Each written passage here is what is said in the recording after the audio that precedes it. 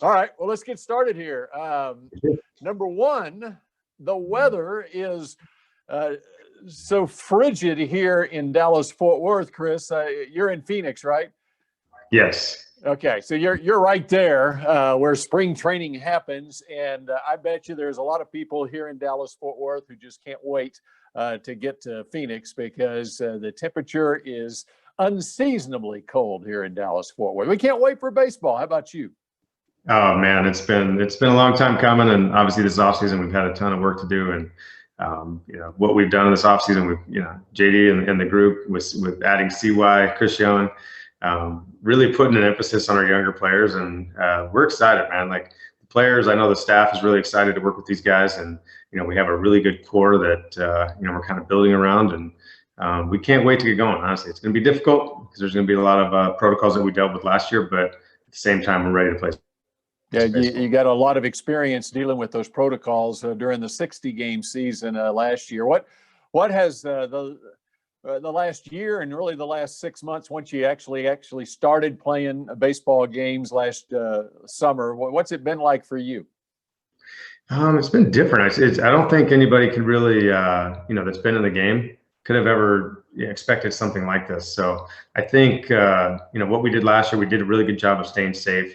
I felt like our entire organization really took a lot of pride in following those protocols, making sure that not only we were safe, but we were, maintaining a competitive advantage by not having guys go down. And I think as we move into this year, culture is such a big part of, what I want and what we want as an organization that, we're going to have to get creative this year. But I think it's a real challenge in our younger group.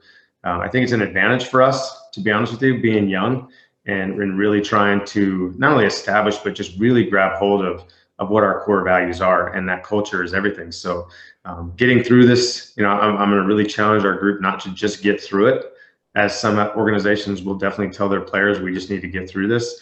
No, we want to come out the other end a lot stronger, a lot better. Obviously, we got to develop and grow our players. So it's a real challenge, but I think we have the right players and staff and organization, honestly, to handle it.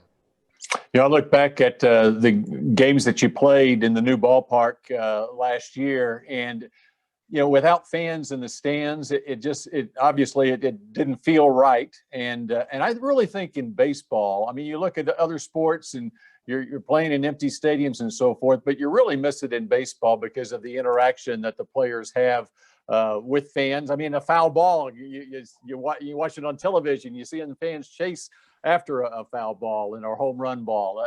You really miss it in baseball, don't you? For sure. And I think, especially our players, we feed a lot off of our fans. We have great fans. So, and we had a brand new ballpark to kind of show off and, and really invite, our fan base into there. And, to not have them last year, it hurt. It hurt not having this, to feel the support, through the good and the bad.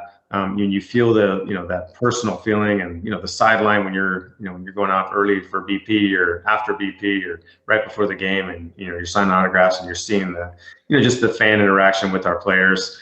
It's difficult. It's tough. It's a missing piece that obviously this year, hopefully we get our fans back and we're allowed to have fans in, and hopefully at some point we can get a full fan base back in there, because I have a feeling that that ballpark's going to get loud. And with our fans, I know how loud they can be. It'll be a real advantage for us. Of course, you're going into your third year as the Rangers manager. Prior to coming to Texas, you were the third base coach for the Dodgers. What was it like for you watching as the Dodgers win a World Series in your ballpark? Yeah, you know what? In this game, it's a small world. Baseball is definitely a small world. The more you play, the more you are around professional baseball, you realize just how small that that world is. So. I spent 3 years there and built a lot of relationships with obviously the staff, the players, the front office, the entire organization. And it's a well-run organization. And, I was really, really happy for them. They deserve it. We got close a couple of times while I was there. One last game, Game 7, we lost, which I know a lot of Ranger fans can feel the pain of losing back-to-back World Series. But for them to win it, it is obviously, there's a lot of things that went into that. A lot of hard work, a lot of dedication, and they deserve it. And hopefully we'll be the next in line. And the Dodgers used the Rangers clubhouse. So Dave Roberts was using your office. Did he keep it in good shape for you? I believe so. I haven't seen. I wasn't allowed to go in it, so That's right. I believe he did a good job. I know our clubhouse attendants, they raved about how professional the Dodgers were. I made a pact with Dave that when the playoffs started in our ballpark, that I didn't want anybody else in there. I didn't want another manager in that office. And I said, you got to go to the World Series and you got to win it. And he did. So I was really happy. All right, you alluded to it earlier. Chris Young hired as the Rangers general manager. Here's a guy that you're familiar with, of course, when you were on the Mariners staff. In fact, Chris Young, that was 2014. He was a 12-game winner for the Mariners. What's it been like having Chris there in the front office now? It's been great. Honestly, we've kept in touch through the years. I think that it's funny how he'll remember me, like he said, he was one of my best friends on that team, even though I was a coach, because he was, the way he conducted himself. He was an older player at the time, and we had a lot of common interests. So we've kept in touch over the years. When he got in with the, he started working for MLB with the commissioner's office. We still remained in touch, and we talked quite a bit. Not necessarily on, he was obviously in charge of some of the umpiring issues, and if anything that I did went wrong, he was the guy I had to talk to. But we also talked about the game and just the development of the game, and he was ahead of a lot of initiatives at MLB, just trying to further the game, try to make it a better game than it is right now, and hearing what the fans have to say about that. So now he's got the competitive hat back on. He's part of an organization. To hear his passion on a daily basis, and just his conviction and what he believes, we share a lot of common values, like I said, just about the overall culture and what it takes to be a champion. So to bring him on board was a huge benefit for our organization. Of course, one of the big moves this offseason, just a week ago, the trade of Elvis Andrus to the Oakland A's. How difficult was it to trade Elvis? It was tough. Obviously Elvis and I had a good relationship in the last couple of years. I know he didn't perform as well as he'd like. And, we had some tough conversations, obviously, at the end of the season, having to tell him that, Kiner was going to play short next year. He was the most professional, player that I've ever been around, honestly. The way he handled himself, he definitely wasn't happy about that. I basically put the ball in his court and said, hey man, if you work hard, and the cream will rise to the top. And, he really took that to heart. And I know that's how he operates. He worked his butt off this offseason. So the only thing listen, this guy was 12 years, with the Texas Rangers, a beloved icon, of the franchise. He will be forever missed. But I worry this year that he's gonna do pretty well, because I think he was in a good mental space. I know his body is in a good spot. He's healthy again. And I think, I wish him the best, obviously, but what he's done for the Texas Rangers organization, you can't replace. Internally, the things he did on the field, off the field, in the community, go without saying. But, he's a tremendous impact, we'll always remember. Of course, one of the guys you acquired from the A's, I know Ranger fans' eyes lit up when they heard Chris Davis is coming to the Rangers because of the success he's had against Texas. If Chris Davis can hit in a Rangers uniform like he hit against the Rangers, he's headed to Cooperstown. No doubt. That was a good pickup for us. Obviously, this guy can do some serious damage. We're a pretty left-handed, lineup. You look at up and down our lineup, we got a lot of lefties. So to have a power bat in the middle of the lineup like that, is a huge asset for us. And for me as a manager, just plugging him in there, surrounding him with some really good left-handed hitters, he should get some pretty good pitching. But tremendous kid. He's a pretty quiet guy, but he's got a lot of thoughts, and he's a very, very talented player. Obviously, can help our younger guys, I think, from an offensive standpoint. Just talk about the difficulties of the game and how you need to maintain, a level of excellence is hard. And I know he had a rough year last year, but he's ready to go and can't wait to get here. Isaiah Kiner-Falefa, when you think about what he did, making the transition from catcher and playing at a Gold Glove level, winning a Gold Glove at third base, and now you're planning on moving him over to shortstop. How remarkable is it, the transition that he made from catcher to an infield spot? It is pretty remarkable, and I think you look at everything that this kid's done in his career, and he's always had a chip on his shoulder. And I'll never forget the conversation we had when I sent him down. We sent him down in 2019. He basically told me, he said, I'm the best shortstop this organization has. And at the time, he was a catcher, he's a third baseman, and I had never really seen him play short, on a consistent basis. I've seen him take ground balls there, but didn't really understand it. So I challenged him on that. I said, okay, if you believe that, you're going to play shortstop when you go down to AAA. And, he ended up coming back to us shortly after that and played third base. And, basically came into camp last year as utility, fighting for a utility spot, and basically earned his way into a starting spot, during camp. I mean, by the time we got shut down in mid-March last year, he had already earned the third base spot. That tells you how quickly, and this kid is built of a different material, man. For him to lead our team, especially out there at shortstop, just that mentality. He's relentless in what he does and his work and his, he never takes a pitch off. This guy's motor never stops him, going. So I'm super proud of him, super happy for him. But he's still got to prove that he can play shortstop on a daily basis. So, obviously with him, that's my biggest challenge. Can you do that every day and perform at a high level? You know what that story reminds me of, and I'm going to mention a guy that grew up in the same area you did, about the same age as you, still in the Rangers organization, and one of the all-time greats for the Rangers, Michael Young. Chris, I was doing Ranger games 20 years ago when Michael Young was traded from Toronto to Texas, and I remember when he first arrived, he got called up in September, and it was in Seattle, and there was an air of confidence about him that was striking. And the next year, he got the opportunity to play and so forth. And that same confidence in his ability and the ability to go out and perform, I'm seeing some of that in Isaiah Kiner-Falefa that I saw in Michael Young 20 years ago. That's a great comp. And, obviously Michael has talked to Isaiah about this. And, growing up with Michael, I always saw that confidence. He was the best player that I had ever seen growing up. And then you get into professional baseball and, it humbles you a little bit and it makes you realize, okay, I'm not the best out here. I got to find ways to continue to improve. And I think as an entire team, and this is why Kiner's story is so important for everybody in our organization to see and witness. What he's done, he's earned. There's not a thing that's been handed to Kiner. If anything, it's been tough. There's been roadblocks that he's had to bust through, kind of go around. Somebody's had to jump over, and he just keeps going. He's resilient. He just keeps persevering through this game and keep improving. So, Michael did the same thing. He talks about his first year, his numbers were just okay, but he realized, okay, this is a good stepping stone to get into my next year where I'm going to improve. Kiner was similar to that last year. He had a good year, but there's a lot of things that I know he can do better, from a performance and from a just production standpoint, on the bases, in the batter's box, and then also on defense. He's playing a new position, as Michael did his whole career. And he played Gold Glove caliber, second base, third base, shortstop, and at the end of his career, first base, Michael did. So, Kiner, like I said, he's a perfect example of what I and the organization are trying to build. And, all these younger guys, the Josh Young, the Foscue, all these Bubba Thompson, all these guys coming up, they see Kiner as an example.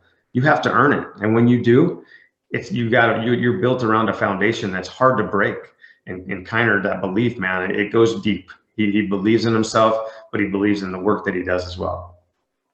I'm going to ask you about Joey Gallo, because this is a guy who obviously has loads of potential and already has performed at a high level in the big leagues. But I think it was, he would probably say it was a disappointing year last year. What did you do with Joey to make sure he's in that right frame of mind to have a bounce back year this year?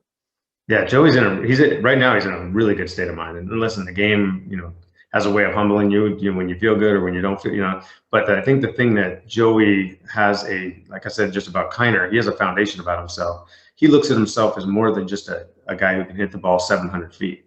He played Gold Glove right field. He had a savage mentality as an outfielder that, I wanted our entire outfield crew to adopt. It was, attack the ball, nothing's getting to the wall. I'm stopping everybody from taking that extra base. I mean, he played as good a right field as I've ever seen. And I would love to see it obviously for 162 games, but it was every pitch. He didn't take a pitch off, as does Kiner. So, perfect representation of, like, listen, this guy hits 40 homers a year, but that's how he plays defense. I've challenged him to be obviously more aggressive, more in tune with the game on the bases. And on the offensive side, he's made a lot of adjustments, a lot of strides. He doesn't chase as much. He still has swing and miss in the strike zone, which he's currently working on. He's messing with different bats. He's adjusted his swing mechanics. There's a lot of things that he's worked on, and he's in a really positive state of mind. I think that's the biggest thing for me, is that he just remains positive through all this and continues to push our himself and the organization forward. Because if this guy goes and he plays at the level he did last year on the defensive side and on the bases, and can hit like he did in 2019, this guy's one of the best players in baseball. And his attitude makes everybody around him better. I think everyone in the organization has to be very excited about the prospect that you have at catcher in Sam Huff. And we saw it at the big league level in September last year when he got an opportunity in 10 games, hit 3 homers, and was hitting around 350. But that jaw-dropping power that he has, and his size, 6'5", 240. I mean, how soon do you think we can see Sam Huff in the big leagues to stay, you think? That's a great question. Obviously there's a lot of development that has to happen, and he did really well. He did really, really well for us last year, and the adjustments that he made in a short amount of time were kind of jaw-dropping, in my opinion. He looked like a deer in the headlights in the first couple games, trying to get his feet under him. The one thing he did was prepare. Before games, he studied like no other, especially for a younger catcher, trying to understand the information and what this pitcher's doing, how he's going to use his stuff. So he took that to heart, and obviously it affected him a little bit offensively and defensively, for that matter. But as quickly as he got comfortable, with that, he started to, you could see the production and that power, man, that power. You just watch him, and he just it's a flick of the wrist for this guy, and he hits him, 16 rows deep in center field where nobody else hits him. It's kind of like Joey Gallo. Like, you can't explain it. He's a physically gifted kid, but I think between the ears is where he's probably going to, be the best. He studies. He's not afraid to do the hard work. He's very positive in his mindset. Loves to build relationships with pitchers and the position players, for everybody for that matter. But I think he's a really special talent. But we're going to take it, obviously, I wouldn't say slow, but we don't want to move him too fast at the expense of his development. Along those same lines, a lot of people around here, especially Texas Tech fans, are very excited about Josh Young. And where do you see his development right now? The one thing that strikes me about him is the makeup that he has. Aside from his physical skills, he really seems like he is made for the long haul. Yeah, this is a testament to our scouting department, to John Daniels and the front office, honestly, in identifying that, because that was something that, I know myself and, I hold dear, is that character, that drive, that hunger, that's innate, that you can't really teach. We could teach a guy to swing better. We could teach him to throw better at times, but we can't teach him to want it more. That's something that, maybe a culture can, cultivate out of guys, but this kid's off the chart. It's baseball 100% of the time, all day, every day, wants to get better, wants to improve, reads books, physically is tireless in his work, will listen. He's open to criticism. He's got an ego when he steps between the lines, but, outside of the lines, he's humble in his work and his understanding and the knowledge of the game, and wants to get better. And so you add all that up, man, and he's a physically gifted kid as well. He's got a bright future, and I can't wait. Similar to Sam Huff, that our future is in their hands, honestly, when they get there. And it's honestly, I can't wait for them to get here, but we're going to obviously make sure they're ready. And from a pitching standpoint, you look at your starting rotation. Of course, going into last year, you had veterans like Lance Lynn, Mike Minor, and Corey Kluber. And it's going to be very interesting who emerges this year, isn't it? There seems to be real good competition as pitchers and catchers report on Wednesday. Yeah, we got a ton of competition. I think that's the theme of camp, honestly, and it's something that I talk about a lot, is just being competitors. But just the competition that we have internally. Obviously Gibby's going to probably be at the top, and we signed Arahara. We're really excited about him. He's got but he's never pitched in the major leagues. We believe he's going to do well. Fultonevich, had a rough year last year, but the 2 years prior to that was really, really effective. He's hungry to kind of get back to his old form. And you look at all the younger guys that we have, the Dunning, Cody, Hearn, Allard, Palumbo, all these guys, Wes Benjamin. These guys did really well for us at times. So it's going to be a dogfight for these guys to not only make the rotation, but to also be on our team. And we're going to have to get creative. Some of these guys are going to be limited in how many innings they're going to be able to throw. A lot of guys didn't throw that much last year. I think Arahara, we're lucky he pitched in Japan, that he threw over 100 innings. Other than that, we don't have anybody else that did, nor does anybody in baseball for that matter. So We got to be creative, but we also got to be smart and try to put these guys in the best positions possible. But the competition is going to be fierce in spring training for sure. And finally, as you start a new spring training and where the organization is right now as far as building for the future, what is your message as you start spring training this year?